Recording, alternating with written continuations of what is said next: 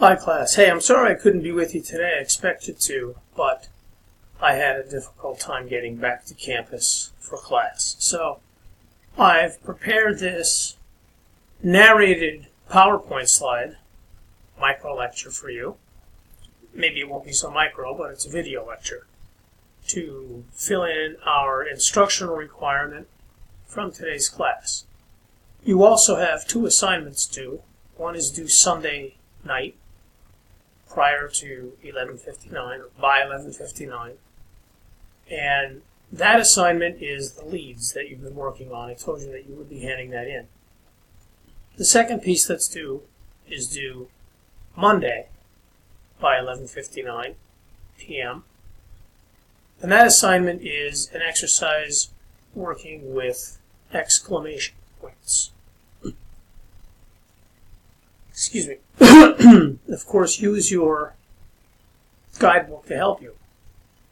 The lecture I'm presenting now is based on the PowerPoint presentation that I gave to the Nightly News Media Club and that I periodically give to the club for a refresher course in AP style. And you can see this presentation in the Week 3 folder. It's at the top if you haven't already gone through it. But I want to take you through it now and add some information as I go. So as I've said in class, in order for us to decide what news is, we apply news values. Now, we are 140, it's a style lab, but we need to start thinking like journalists and like professional communicators, such as public relations specialists who cover a beat or produce a publication or may be responsible for website content, either in specific areas or general. You still need to know what's newsworthy about your organization, about information your publics may want, and generally about the topics on which you write. So the public relations practitioner, as I've been saying, operates in similar ways. Okay. News values. Let's talk about those news values. We know that the traditional news values are what we use to instinctively determine what we might be interested in as news. So the traditional news values include impact, that is, what impact will the news have on an audience, proximity of the events or the news. Is it close enough?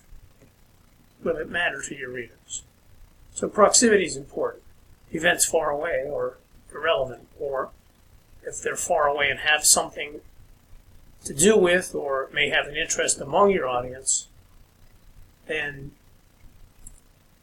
the acuity, that is the seriousness of the proximity, the closeness, will make a difference in how much they're interested. Timeliness is, of course, important because we want to be sure that the events we're talking about are near, particularly if it's news. If it's history, that's different. That's feature work. Relevance. Of course, we don't report on topics that are irrelevant to an audience. And the unusualness. That's an aspect, too. Now, we're concentrating on style, but again, in order to properly employ the style, not only do we have to learn it, we also need to know how to recognize what news is. Actually, we talked about this in Week 1. What is news? Many people say, well, it's something that happens. Yes. Something that has an effect on the community. That's impact. Something close to home or in your community. That's proximity. Something that just happened or will happen in the near future or happened recently. Well, that's timeliness. Something that matters to us. That's relevance. Something odd. Well, that's the unusual. The old adage for the unusual in news about what makes a story is the editor who told the reporter, a dog biting a man isn't news. When a man bites a dog, that's a story. Come and tell me about it. News is change. That's a traditional definition of what news is. Anything that's new. That's why we call it news. Without news values, those elements we use to recognize what's of interest, we needn't produce stories. It would be simply practicing leads and sentences and copy editing and proofreading, learning style points, which is what we're doing mainly. But, of course, that is the beginning of the trip. The destination is writing stories. We'll do that in 220 and in other comm classes. The story rests on something of interest to an audience. Keep this in mind with your leads exercises. What is it that's most important? The who or the what is generally the element of most importance. Sometimes they overlap. Figure that out. What is it that you're selecting from your collection of facts about news you're exploring that will interest most, have the most impact on, is the most timely for, has the most relevance to, or maybe unusual to your audience? The unusual in this aspect isn't always part of what's newsy or newsworthy, but it's one of the elements. Style, we talked about this before, and the sense that we mean style is, as Merriam-Webster defines it, a distinctive manner of expression, as in writing or speech. Bingo, that's us. Associated Press style. Writes with more attention to style than to content. Well, we don't want to do that, but we have to learn the style first in order to shape the content for consistency. Consistency of use, consistency of accuracy, consistency of brevity, consistency of concision or conciseness. That's the backbone of journalism. The ABCs: accuracy, brevity, conciseness. Not the flowery style of 18th century prose. Not the second example given there in the Merriam-Webster dictionary. We don't want the flowery style of 18th century prose. We want lean, mean, muscular prose in journalism. Remember, we like verbs and noun and verb. Easy on the adverbs and the adjectives, and if you use an adjective particularly, use the right one. Okay. We know that the Associated Press is the style we use, and there's a shot of the style book that's so important to us. We've seen examples of it in various forms in different years. We're using 2017. And we took a look last week at that photograph, which is loaded in the materials and resources section of the 2017 Associated Press style book and Guide to Media Law that has all the colored tabs on it that one student reporter was using. That's the way that you set up a reference system for yourself in your style book. We've talked about the basics, some aspects of them. We've talked a little bit about punctuation.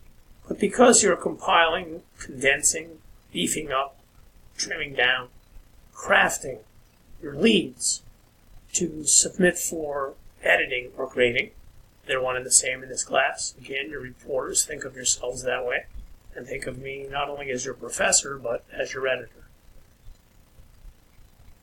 Punctuation, for the most part, as we've discussed in Associated Press style, is the same as it is in standard written English. But there are some exceptions, and one of them is particularly noticeable. We've discussed this, and it's important to keep in mind now that you're beginning to learn how to craft leads and other parts of a story. That immediately noticeable exception, if you look carefully at journalistic writing in Associated Press style, which is to say generally journalistic style, is that the Associated Press doesn't use the so-called serial comma. This is the last comma in a simple series before the and. The Associated Press in journalism style generally does not use the serial comma. It's also called the Harvard or the Oxford comma. Suppose it got that name because in standard written English that comma is important because it differentiates items. The Associated Press does not use it because historically the effort was try to not equate the importance of the two final items, and because when copy was cut, sometimes material was cut, and if there was a comma there, it wasn't changed to a period. There are a variety of explanations for why, but it's fallen off. You don't use it unless you're setting off at the end of a series a complex or a compound item. For instance, that nation's flag is green, comma, blue, comma, and orange and white. You would do it for that reason. I don't know why orange and white there has to be together. It's just an example.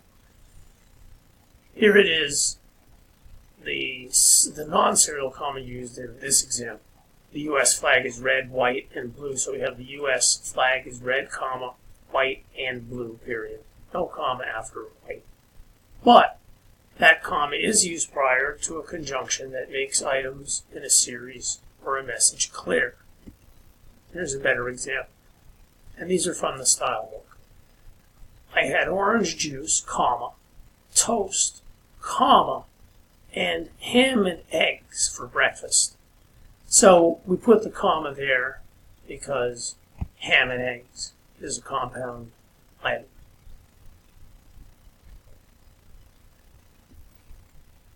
Periods.